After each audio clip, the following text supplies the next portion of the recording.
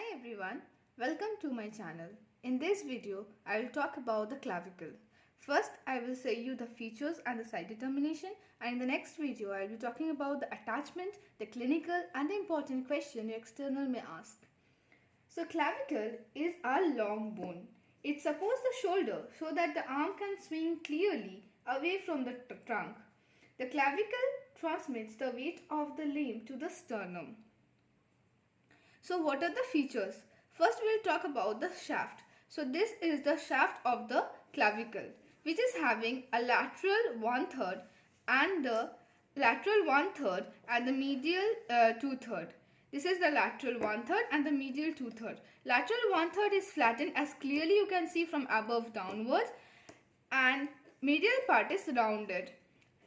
Lateral 2/3, it has two border and two surfaces. Two border is the anterior border, which is concave forward, and the posterior border, which is convex backward. Next, there is two surfaces and superior surface, and we have the inferior surface. Okay, and in the inferior surface, there is an elevation which is called as the conoid tubercle. So this is the conoid tubercle. And next there is a ridge, that is the trapezius ridge. This clearly you can see there is a trapezius ridge. Okay, and the superior surface is fully subcutaneous. Next, let us move into the medial 2/3 of the clavicle. Medial 2/3 of the shaft is rounded and it has four surfaces: anterior surface, posterior surface. Anterior surface is convex forward, posterior surface is smooth. Then we have superior surface, which is rough in the medial parts, and next we have the inferior part, which is inferior surface, which is having a round oval impression in the medial end, and it has in the lateral end a subclavian groove. So this groove is called as the subclavian groove, which is present in the medial 2/3 inferior surface. Okay, so this is about the shaft. Now let us move into the lateral end and the medial end. Lateral end is known as the acromion end and the medial end is known as the sternal end. Lateral or acromial end because it attaches to the acromion process of the scapula, okay, and it forms the acromioclavicular joint. So here is the facet for the joining of the in the acromion process. So it forms the acromioclavicular joint.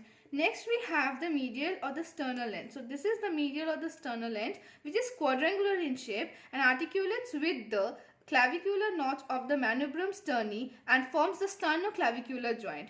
And it also joins with the first costal cartilage. So here is the facet for the first costal cartilage and for the sternoclavicular joint.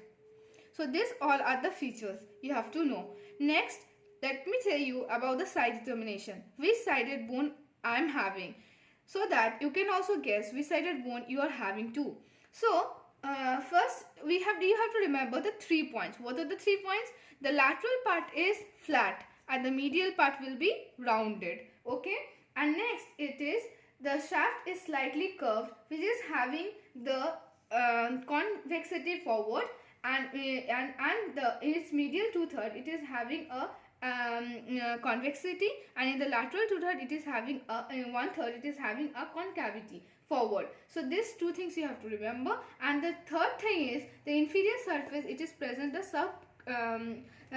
subclavian groove. So this is the subclavian groove which is present in the inferior surfaces. So these 3 points you have to remember. And with this, see, this is flat lateral half, the medial half is rounded, and I have the subclavian groove in the back or inferior surfaces. So this bone I am having, this clavicle, is a left sided clavicle.